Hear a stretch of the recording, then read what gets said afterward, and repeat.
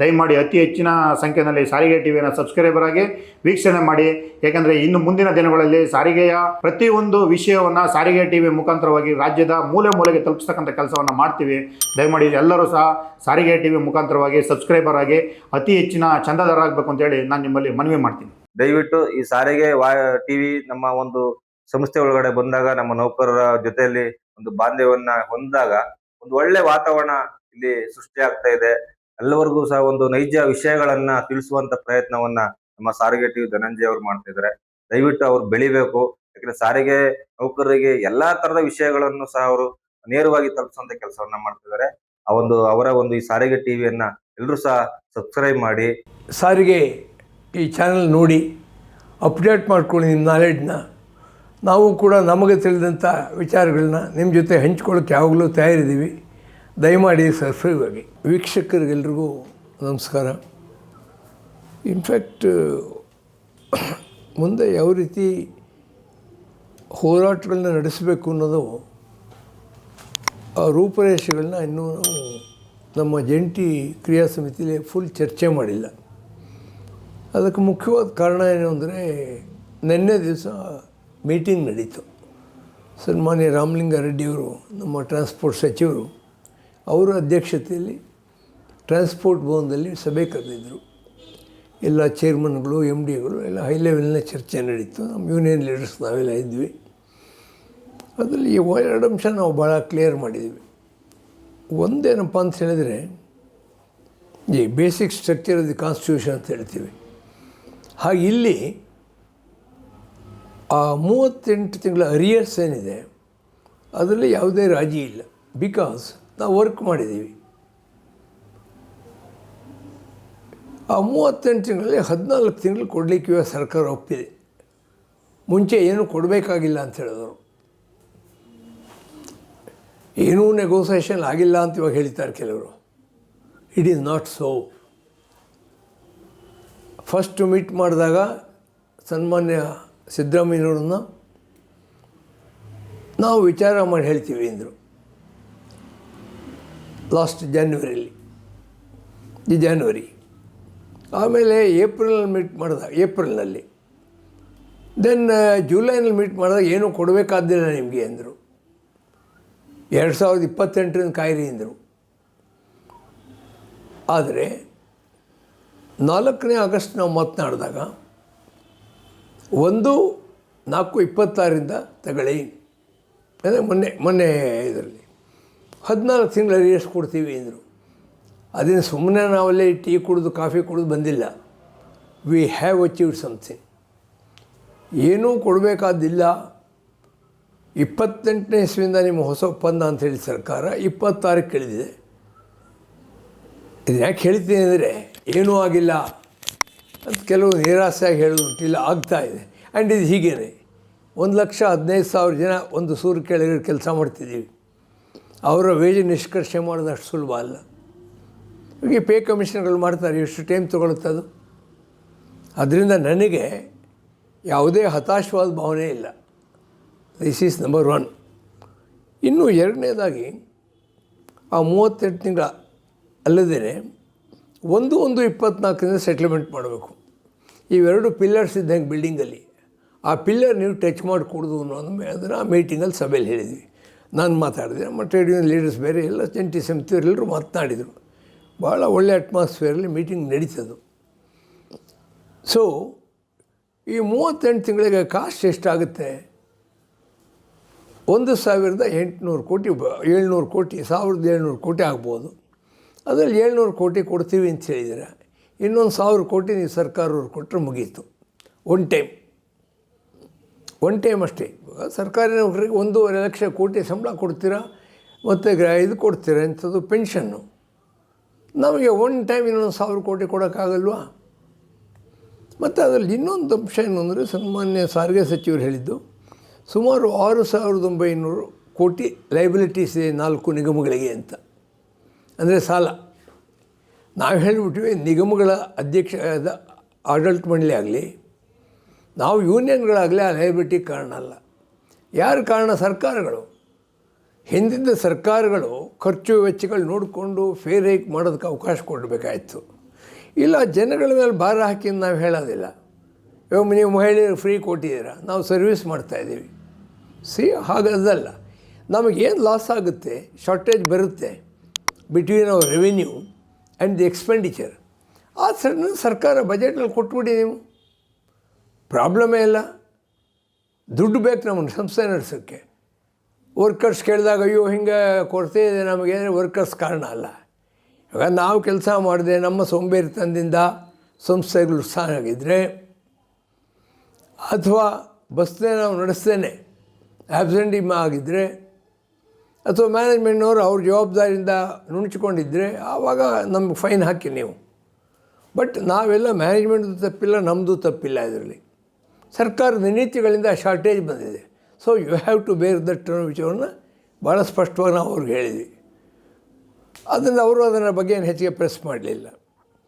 So ಈ 38 ತಿಂಗಳದ್ದು ಈಸಿಯಾಗಿ ಬಗೆಹರಿಸ್ಬೋದು ಅವರು. ಅಥವಾ ಇನ್ನೊಂದು 200 ಕೋಟಿ ನೀವು ಕಡಿಮೆ ಕೊಡ್ತೀರಾ, 1500 ಕೋಟಿ ಕೊಡ್ತೀರಾ, 300 ಕೋಟಿ ಉಳಿದಿದ್ದು ಇವ್ರು ಕೊಡಲಿಕ್ಕೆ ಕಾರ್ಪೊರೇಷನ್ಗಳು. ಇವಾಗ ಫೇರ್ ಫಿಕ್ಸೇಷನ್ ಬಾಡಿ ನೀವು ಕೊಟ್ಟಿದ್ದೀರ, that was our demand. Sindhya ಸಮಿತಿ ಅದನ್ನೇ ಹೇಳಿತ್ತು, ಶ್ರೀನಿವಾಸ ಮೂರ್ತಿಯವ್ರ ಸಮಿತಿ ಅದನ್ನೇ ಹೇಳಿತ್ತು. ನೀವು ಒಪ್ಕೊಂಡಿದ್ದೀರಾ ಇವಾಗ. ಆದರೆ ಮುಂದೆ ನಾವೇ ನಿಮ್ಮನ್ನು ದುಡ್ಡು ಕೇಳೋದಿಲ್ಲ. ದೇರ್ಫೋರ್ ಒನ್ ಟೈಮ್ ಈ ಸೆಟ್ಲ್ ಮಾಡಿ ದಯಮಾಡಿ ಸಿದ್ದರಾಮಯ್ಯನವರು ಕನ್ವಿನ್ಸ್ ಮಾಡಿ ಇದನ್ನು. ಸುಮ್ಮನೆ ಮೇಲೆ ಯಾಕೆ ಕೇಳ್ಕೋತಾರೆ ನಮ್ಮನ್ನು. See we have been very loyal to the institution and government. ನೀವು ಹೇಳಿ ಸ್ಕೀಮ್ಗಳನ್ನ ಜಾರಿಗೆ ತಂದಿದ್ದೀವಿ, ಒಳ್ಳೆ ಹೆಸರು ತಂದು ಕೊಟ್ಟಿದ್ದೀವಿ. ಅದನ್ನು ಅವ್ರು ಕನ್ವಿನ್ಸ್ ಮಾಡೋ ಜವಾಬ್ದಾರಿ ತಮಗಿದೆ ಅಂತ ನಾನು ಹೇಳಿದೆ. ಇನ್ನು ಎರಡನೇದು, 1/4/26 ವೇತನ ಹೆಚ್ಚಳ ಕೊಡ್ತೀವಿ ಎಂದಿದ್ದೀರ. ಸ್ವಾಮಿ, ನಮಗೆ 1/1/24 ಇರಬೇಕು. ನಮ್ಮ ಡಿಮಾಂಡ್ ನೀವು ಪೂರೈಕೆ ಮಾಡಿ. ನಾವು ಕೊಟ್ಟಿಲ್ಲದೆ ಇರೋ ಡಿಮಾಂಡ್ ನೀವ್ಯಾಕೆ ಸೆಟ್ಲ್ ಮಾಡ್ತೀರಾ? ನಾವು 26 ಡಿಮಾಂಡ್ ಹಾಕಿ ಕೊಟ್ಟಿದ್ದೀವಾ? No, we have not given. ಆದರೆ ವಿಧಾನಸೌಧ ಅಷ್ಟೊಂದು ಫಾಸ್ಟಾಗಿರೋ ಅವಶ್ಯಕತೆ ಇಲ್ಲ. ಇನ್ನೂ 1 ವರ್ಷ ಅದು ಡಿಮಾಂಡ್ ಹಾಕೋದಕ್ಕೆ. ಅದೇ ಸಿದ್ದರಾಮಯ್ಯ ತಾವೇ ಇರ್ತೀರ ಮುಖ್ಯಮಂತ್ರಿಯಾಗಿ. ದೇರ್ಫೋರ್ 26 ಇಷ್ಟೊಂದು ಅಡ್ವಾನ್ಸಾಗಿ ತಲೆ ಕೆಡಿಸ್ಕೊಬೇಡಿ ನೀವು. ಇವಾಗ ನದಿ ದಾಟಬೇಕು, ದಾಟಿ. ಯಾವುದೋ ಮುಂದೆ ಪ್ರವಾಹ ಬರ್ಬೋದು, ಈಗಲೇ ಪಂಚೆ ಮೇಲೆ ಎತ್ಕೊಂಡು ಹೋಗಬೇಡಿ. ಸೊ ಎರಡನೇ ಪಾಯಿಂಟು, ಆ 1/1/24 ನಿಮಗೆ ಟಚ್ ಮಾಡೋಕ್ಕೆ ಬಿಡಲ್ಲ. ಇಲ್ಲಿ ಇತಿಹಾಸ ಇದೆ. 85ನೇ ಇಸ್ವಿಲಿ 5 ವರ್ಷ ಸೆಟ್ಲ್ಮೆಂಟ್ ಆಗಿತ್ತು. ನಾವು 89ರಲ್ಲಿ ಗೆದ್ದು ಬಂದ್ವಿ. 88 ಚುನಾವಣೆ ಮಾಡಿಸಿದ್ವಿ. ನಮ್ಮದೊಂದೇ ರೆಕಗ್ನೈಸ್ ಯೂನಿಯನು. ಆ ಹಿಂದೆ ಏನಾಗಿತ್ತೋ 5 ವರ್ಷ ಅದನ್ನು 4 ವರ್ಷಕ್ಕೆ ಇಳಿಸಿದ್ವಿ. ಬಹುಶಃ ದೇಶದಲ್ಲಿ ಅದಕ್ಕೆ ಪ್ಯಾರಲಲ್ ಇಲ್ಲ ಎಲ್ಲೂ ಕೂಡ. ನಾವು ಮಾಡಿಸಿದ್ವಿ. ಇದು ಇತಿಹಾಸ ಇದು. ಅಥವಾ ವೀರಪ್ಪ ಮೊಯ್ಲಿ ಅವರು ಇದ್ದಾರೆ ಕೇಳಿ. ಅವರು ಚೀಫ್ ಮಿನಿಸ್ಟರ್ ಆಗಿದ್ದಾಗ 6 ವರ್ಷ ಹೊರಿಸಿದ್ರು. ಅಭಿಮನ್ಯು ಖಂಡ್ರೆ ಮಾತು ಕೇಳಿಕೊಂಡು 3 ವರ್ಷ ಫೈಟ್ ಮಾಡಿದ್ವಿ. ದೇವೇಗೌಡರು ಅದನ್ನು ಕಡಿಮೆ ಮಾಡಿದ್ರು 4 ವರ್ಷಕ್ಕೆ. 18 ಕೋಟಿ ನಮ್ಮ ಸಂಬಳಕ್ಕೆ ದುಡ್ಡು ಕೊಟ್ಟರು, ಹೂ ಜನರಸ್ ಅಂತ. ಇದೆಲ್ಲ ಇತಿಹಾಸ ಒಂದು ಭಾಗವಿದೆ ಸರ್ ಇತ್ತು. ಅಂದರೆ ಅರ್ಥ ಏನು? We have got the tenacity to fight, we have fought it, we have given leadership. So ಇವತ್ತು ನಮ್ಮ ಮಾತಿರ್ತೀರ, ನಮ್ಮ ಕಾಲಿಗೆ ಬೇಡಿ ಹಾಕ್ತೀರ, ಇನ್ನೊಂದು ಹಗ್ಗದಲ್ಲಿ ಕೈ ಕಟ್ತೀರ, ಕನ್ಸಿಲೇಷನ್ ಮಾಡಿಸಿ. ಯಾರೋ ನಿಮ್ಮ ಏಜೆಂಟ್ಗಳು ಹಿಡಿತೀರ, ಪಬ್ಲಿಕ್ ಇಂಟ್ರೆಸ್ಟ್ ಲಿಟಿಗೇಷನ್ ನೀವೇ ಹಾಕ್ಸ್ತೀರ, ಅದನ್ನು ಆದೇಶ ಮಾಡಿಸ್ತೀರ ಸ್ಟ್ರೈಕ್ ಮಾಡಿಕೊಡೋದು ಅಂತ. ಅರ್ಥ ಏನು? ಕೈ ಕಾಲು ಕಟ್ಟಿ ಬಾಯಿಗೆಲ್ಲ ಬಟ್ಟೆ ಸುತ್ತಿ ಮಾತಾಡ್ದಂಗೆ ಮಾಡಿದ್ದೀರ. ಆದ್ದರಿಂದ ನಿಮಗೆ ಇದೆಲ್ಲ ಉಪಯೋಗಿಸ್ಕೊಂಡು ಸ್ಟ್ರೈಕ್ ಮಾಡ್ದಂಗೆ ಮಾಡಿಬಿಡ್ಬೋದು ಅಂತ ನೀವು ಕನಸು ಕಾಣ್ತಿದ್ದೀರ. ತಿರ್ಕನ್ನು ಕಲಿಸೋದು. ಅದರಿಂದ ನಿನ್ನೆ ನಾವು ಸ್ಪಷ್ಟವಾಗಿ ಅವ್ರಿಗೆ ಹೇಳಿದ್ದೀವಿ, ಇವತ್ತು ವರ್ಕರ್ಸ್ ಒಂದು ಹೋರಾಟದ ಮೂಡಲ್ಲಿದ್ದಾರೆ. ನೀವು ಬೇಗ ಚೀಫ್ ಮಿನಿಸ್ಟರ್ ಕನ್ವಿನ್ಸ್ ಮಾಡಿ. ಮತ್ತು ನೆಗೋಷಿಯಬಲ್ ಯಾವುದು? ಎಷ್ಟು ವೇಜ್ ಇನ್ಕ್ರೀಸ್ ಆಗಬೇಕು? ನಾವು 25% ಕೇಳಿದ್ದೀವಪ್ಪ. ನೀವು 24.25 ಕೊಡಿ, ಯಾರು ಬೇಡ ಅನ್ನೋರು. We will negotiate on that. ಬೇಕಾದಷ್ಟು ಸೆಟ್ಲ್ಮೆಂಟ್ಗಳು ಇದುವರೆಗೆ ಮಾಡಿದ್ದೀವಿ. ನಾವು ಇಲ್ಲೇ ಕೂತ್ಕೊಂಡು ಸೆಟ್ಲ್ ಮಾಡೋಣ. ಅದನ್ನು ಬಾಟ ಜಾಸ್ತಿ ಮಾಡಿದ್ದೀವಿ, ಅದು ಎಷ್ಟು ಜಾಸ್ತಿ ಮಾಡೋದು ಡಿಸೈಡ್ ಮಾಡೋಣ. ಇನ್ಸೆಂಟಿವ್ ಬೇಕಾದಷ್ಟಿದೆ ಮಾತಾಡೋದು. ಆದ್ದರಿಂದ ಈ ಒಂದು ಸಂದರ್ಭದಲ್ಲಿ ಟ್ರಾನ್ಸ್ಪೋರ್ಟ್ ಎಂಪ್ಲಾಯೀಸ್ ಡಿಮಾಂಡ್ ನೀವು ಮೀಟ್ ಮಾಡ್ದೇ ನಮಗೆ ಬೇಸರ ತರಿಸ್ಬೇಡಿ, ಇದನ್ನು ಕ್ಲಿಯರಾಗಿ ಹೇಳಿದ್ವಿ. ಅವರು ಚೀಫ್ ಮಿನಿಸ್ಟರ್ ಹತ್ರ ನಾನು ಮಾತನಾಡ್ತೀನಿ ಇದನ್ನು. ಆಮೇಲೆ ಇನ್ನೂ ಒಂದು ಅಂಶ ಅವ್ರು ಗಮನಕ್ಕೆ ತಂದಿದ್ದು, ಈ 1/1/20ರಿಂದಲೇ ವೇತನ ರಿವಿಷನ್ ಕೊಟ್ಟಿದ್ದೀವಿ ಅಂತೇಳಿ ಒಂದು ಸರ್ಕ್ಯುಲರ್ ಕೊಟ್ಟಿದ್ದರು ಹಿಂದೆಯವರು, ಹ್ಯಾಂಡ್ ಬಿಲ್ ರೂಪದಲ್ಲಿ. ಸನ್ಮಾನ್ಯ ಸಾರಿಗೆ ಸಚಿವರು ಸೈನ್ ಮಾಡಿದ್ದಾರೆ ಅದಕ್ಕೆ. ಅದರಲ್ಲೇನು ಹೇಳಿದ್ದಾರೆ, 1/20 15% ವೇತನ ಪರಿಷ್ಕರಣೆ ಕೊಟ್ಟಿದ್ದೀವಿ ಅಂತ ಹೇಳಿದ್ದಾರೆ. ಅವತ್ತಿದ್ದಂಥ MD ಅವರು ಸೈನ್ ಮಾಡಿದ್ದಾರೆ, ಮಿಸ್ಟರ್ ಅನ್ಬುಕುಮಾರ್ ಅವರು. ಇನ್ನೂ ಹಲವಾರು ಅಧಿಕಾರಿಗಳು ಸೈನ್ ಮಾಡಿದ್ದಾರೆ. ಆದರೆ ಇವಾಗ 1/20 ಬರಲ್ಲ ಅಂದ್ರೇನು? ಈ ಇನ್ವೆನ್ಷನ್ ಎಲ್ಲ ಮಾಡಿಬಿಡಿ. ಯಾರು ಅಧಿಕಾರಿಗಳು ನಿಮ್ಮ ತಲೆ ಕೆಡಿಸಿದರೆ ಕರೀರಿ, ಅವ್ರು ಬೇಕಾದ ಪನಿಷ್ಮೆಂಟ್ ಕೊಡಿ ನೀವು. We don't come in the way. But the point is, ಆ 1/20 ಅಗ್ರಿಮೆಂಟ್ ಆಗಬೇಕು, ಅದು ಅರಿಯರ್ಸ್ ಬರಬೇಕು. 1/24 ಹೊಸ ಒಪ್ಪಂದ ಆಗಬೇಕು. ನಂತರ ನಾವು ಕೂತ್ಕೊಂಡು ಇಲ್ಲಿ ಮಾತಾಡೋಣ, 1-2 ಮೀಟಿಂಗಲ್ಲಿ ಮುಗಿಸ್ಬಿಡ್ಬೋದು. ಇದನ್ನು ನಾವು ಹೇಳಿದ್ವಿ ಒಂದು ಕಡೆ. ಇನ್ನೊಂದು ಕಡೆ ಏನು, ಇವಾಗ ಕೆಲಸಗಾರ ಮನಸ್ಸಲ್ಲಿ ನೆನ್ನೆ ಏನೋ ಒಂದು ಆಗಿಬಿಡುತ್ತೆ ಅಂತೆಲ್ಲ ಎಕ್ಸ್ಪೆಕ್ಟ್ ಮಾಡಿದರು. ಆ್ಯಂಡ್ ನಮಗೆ ಗೊತ್ತಿದೆ, ಇಟ್ಸ್ ಎ ಜಿಗ್ಜ್ಯಾಗ್ ಪಾತ್. ನೀವು ವಯನಾಡಿಗೆ ಹೋಗಬೇಕಾದ್ರೆ ಜಿಗ್ಜ್ಯಾಗೇನೆ, ಹೇರ್ ಪಿನ್ ಬೆಂಡಿದೆ. ಬೆಂಗಳೂರು ತಿರುಪತಿ ರೂಟ್ ಅಲ್ಲ, ಕಣ್ಣು ಮುಚ್ಕೊಂಡು ಡ್ರೈವ್ ಮಾಡೋದು ಬೆಂಗಳೂರು ತಿರುಪತಿ. ಇದು ಹಂಗಲ್ಲ, ಅದು ಜಿಗ್ಜ್ಯಾಗು. ಏಕೆ? ಸರ್ಕಾರವೇ ನಡೆಸ್ತಿರ್ತಕ್ಕಂಥ ಸಂಸ್ಥೆ, ಸರ್ಕಾರವೇ ನಡೆಸ್ತಿರೋದು. ಅದರಿಂದ ಪ್ರತಿಯೊಂದಕ್ಕೂ ಸರ್ಕಾರದ ನೀತಿಗಳ ಎಫೆಕ್ಟ್ ಆಗುತ್ತೆ.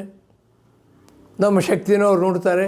ಬಹುಶಃ ಅವ್ರು ಅಂದ್ಕೊಂಡಿರ್ಬೋದು, ಹೆಂಗೂ ಇವರೆಲ್ಲ ಡಿವಿಷನ್ ಇದೆ, ನಮ್ಮ ಬೇಳೆಕಾಳು ನಾವು ಬಯಸ್ಕೋಬೋದು. No sir, it is not so.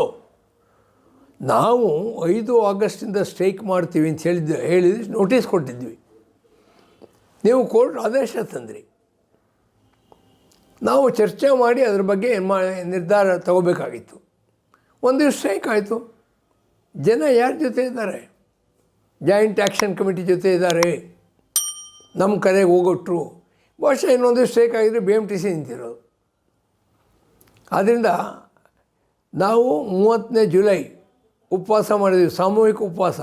ಜನ ಬಂದಿದ್ದು ರಾಜ್ಯಾದ್ಯಂತ. ಆಗಲೇ ಜನಗಳ ಮೂಡ್ ನೀವು ನೋಡಬೇಕಾಗಿತ್ತು. ನಮ್ಮ ಜೊತೆ ಸರಿಯಾಗಿ ಮಾತುಕತೆ ಮಾಡಬೇಕಾಗಿತ್ತು. 5ನೇ ತಾರೀಕು ಸ್ಟ್ರೈಕ್ ಯಶಸ್ವಿಯಾಗಿ ನಡೀತು. But for the high court order strike ಮುಂದುವರೆದಿರೋದು.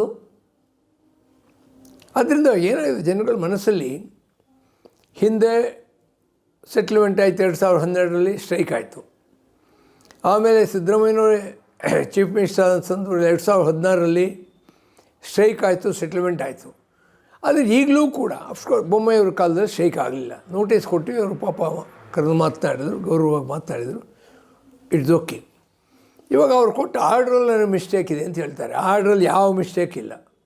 ಸರಿಯಾಗಿ ಓದಿ ನೋಡಿ ಕೂತ್ಕೊಂಡು ನಾವು ಅದನ್ನು ಹೇಳಿದ್ವಿ. ಸರ್ಕಾರಿ ಆರ್ಡರ್ ಕರೆಕ್ಟಾಗೇ ಇದೆ. ಶ್ರೀನಿವಾಸ ಮೂರ್ತಿ ಕಮಿಟಿಗೆ ರೆಫರ್ ಮಾಡಿದರು 38 ತಿಂಗಳ ಅರಿಯರ್ಸ್ ಬಗ್ಗೆ. ಅವ್ರು 14 ತಿಂಗಳು ಕೊಡಿ ಅಂದರು, ನೀವು ಒಪ್ಕೊಂಡಿದ್ದೀರಾ?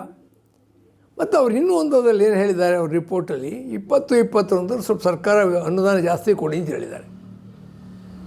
ಅದನ್ನು ನಿಮಗೆ ಯಾವುದೇ ಕಾರಣದಲ್ಲೂ ಸರ್ಕಾರಕ್ಕೆ ಇವತ್ತು ಕೇಸಿಲ್ಲ ನಮಗೆ ಡಿನೇ ಮಾಡೋದಕ್ಕೆ. ಮತ್ತು ಮೇಲಾಗಿ ನಾವು ಮನೆಯಲ್ಲಿ ಕೂತ್ಕೊಂಡು ಸಂಬಳ ಕೇಳ್ತಿಲ್ಲ. We have worked in the field. 10 degree temperature ಇದ್ದರೂ ಬಸ್ ನಡೆಸ್ತೀವಿ, 46 ಡಿಗ್ರಿ ಇದ್ದರೂ ಬಸ್ ನಡೆಸ್ತೀವಿ. ಯಾಕೆ ನಮ್ಮ ಕಣ್ಣಲ್ಲಿ ಯಾಕೆ ನೀರು ತರಿಸ್ತೀರಿ ನೀವು? ಬೇಕಾದ ಮೆಕ್ಯಾನಿಕ್ಸ್ ಕೊಡೋಲ್ಲ, ಕ್ರೂ ಶಾರ್ಟೇಜ್ ಇರುತ್ತೆ. We operate buses, we have brought revenue to the corporation. ಆದರೆ ನಮ್ಮ ನಾಲ್ಗೆನ ಸಿದ್ದರಾಮಯ್ಯ ಉದ್ದ ಮಾಡಬೇಡಿ. We are not interested in that. And politically we have not thrown any challenge at you. ಹಿಂದೆ BJP ಸರ್ಕಾರದಾಗ 2 ಸೆಟ್ಲ್ಮೆಂಟ್ ಆಗಿದೆ. ಯಡಿಯೂರಪ್ಪನವ್ರು ದುಡ್ಡು ಕೊಡಲಿಲ್ವಾ ಕೋವಿಡ್ ಟೈಮಲ್ಲಿ? ಏನೋ ಬೇಜಾರು ಮಾಡ್ಕೊಂಡ್ರು ಅವರು. ನಮ್ಮ ಜವಾಬ್ದಾರಿ ಮಾಡ್ತೀವಿ ಅಂತ ಹೇಳಿದ್ರು, ಮಾಡಿದ್ರು.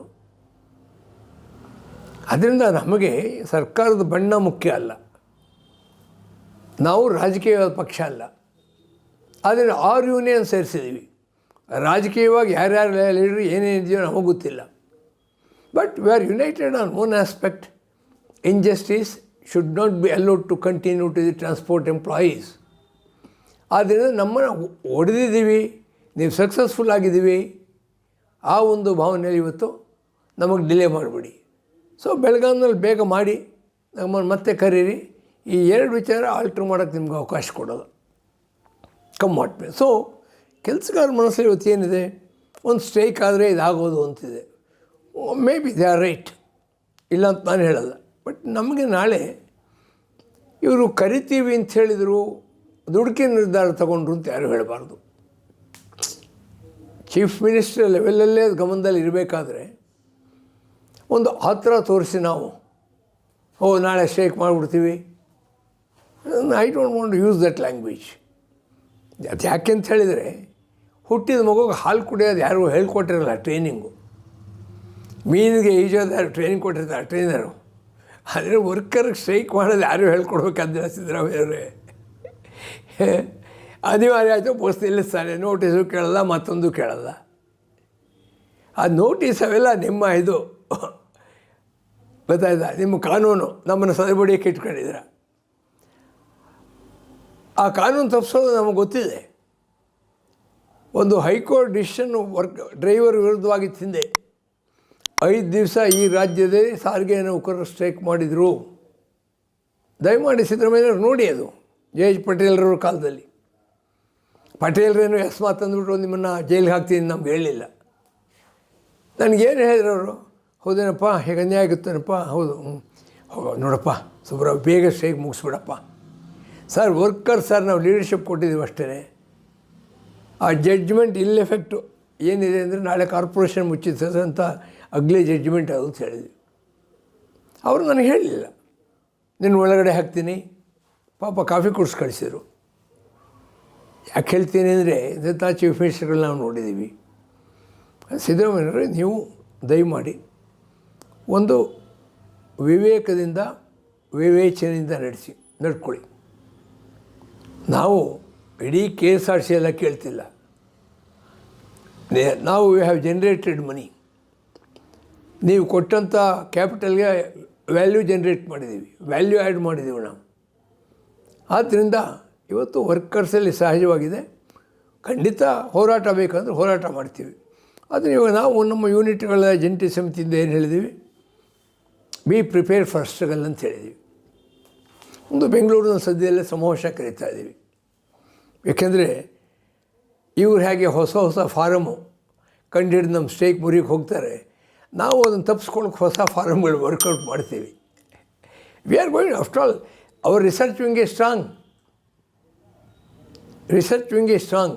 ನಿಮ್ಮ ಕಾನೂನಿಗೆ ಸಿಕ್ಕಾಕೊಳ್ಳೋದಕ್ಕೆ ಸ್ಟ್ರೈಕ್ ಮಾಡೋದು ನಮ್ಗೆ ಗೊತ್ತಿದೆ, ಮಾಡ್ತೀವಿ.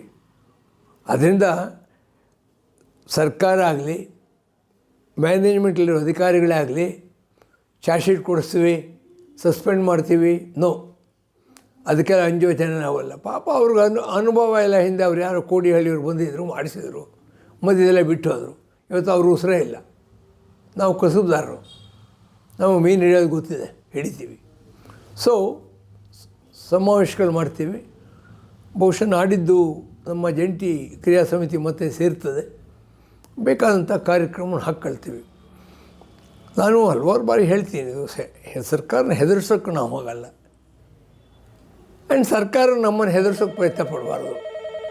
V don't like it. ಒಂದು ಯಾವ ಥ್ರೆಟ್ಟು ಇವತ್ತು ಸರ್ಕಾರಕ್ಕಿಲ್ಲ. ಸ್ಟ್ರೈಕ್ ನೋಟಿಸ್ ಕೊಟ್ಬಿಡೋಣ, ನಿಮ್ಗೆ ಅವಕಾಶ ಇದೆ, ವಿಲ್ ವೇಟ್. ಆಫ್ಟರ್ ಆಲ್ ಈ ವೀಕೆಂಡ್ಗೆ ಕ್ಲೋಸ್ ಆಗುತ್ತೆ ಅಸೆಂಬ್ಲಿ. ಬೇಗ ನಿರ್ಧಾರ ಮಾಡಿ ಮತ್ತೆ ಎಳೆದಾಡಬೇಡಿ. ಇವತ್ತು ಯಾವ ಮಟ್ಟಿಗೆ ಎಳೆದಾಡ್ತೀವಿ ಅಂದರೆ ಜನಗಳಿಗೆ ನಂಬಿಕೆ ಹೋಗುವಂಥ ಒಂದು ರೀತಿ ಇದೆ. ಬಟ್ ನಾನು ನಮ್ಮ ಸಾರಿಗೆ ನೌಕರಿಗೆ ಹೇಳೋದೇನು ಅಂದರೆ, ಚೈನೀಸ್ ವಾಲ್ ಇದ್ದಾಗ ನಾವಿದ್ದೀವಿ, ನೀವು ದಿಗಿಲು ಬೀಳಬೇಡಿ. ನಾವು ಓಡಿ ಹೋಗೋರಲ್ಲ, ನಾವು ಒಡೆ ಬಜ್ಜಿ ಮಾರಿಸೋರಲ್ಲ, ಭಿಕ್ಷಾ ಬೇಡಿಸಲ್ಲ ಬಸ್ ಸ್ಟ್ಯಾಂಡಲ್ಲಿ. ನಮ್ಮ ಹೋರಾಟಕ್ಕೆ ಸರ್ಕಾರ ಮಣಿಯೋ ಹಾಗೆ ಮಾಡ್ತೀವಿ, ನಮ್ಮ ಜೊತೆ ನೀವು ನಿಂತ್ಕೊಳ್ಳಿ. ಇಷ್ಟು ನಾನು ಹೇಳಲಿಕ್ಕೆ ಇಷ್ಟಪಡ್ತೇನೆ.